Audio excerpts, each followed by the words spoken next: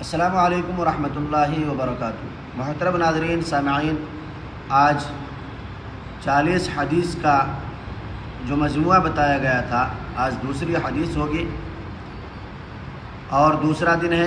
آپ حضرات اس طرف توجہ فرمائیں اور ان حدیث مبارکہ کو جو چھوٹی چھوٹی ہیں انہیں یاد کر لیں۔ تو چلیے چلتے ہیں حدیث نمبر 2 کی طرف۔ بسم اللہ الرحمن الرحیم۔ حدیث نمبر 2، کن فی الدنیا کأنک غریب او عابر السبیل۔ ترجمہ: دنیا میں ایسے رہو جیسے مسافر یا راہ چلنے والا ہوتا ہے۔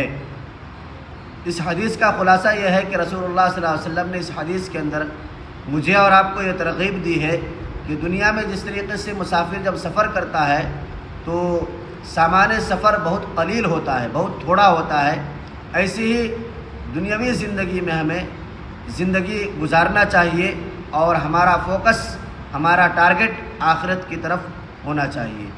اس حدیث کو امام بخاری رحمۃ اللہ علیہ نے روایت کیا ہے۔ السلام علیکم ورحمۃ اللہ وبرکاتہ۔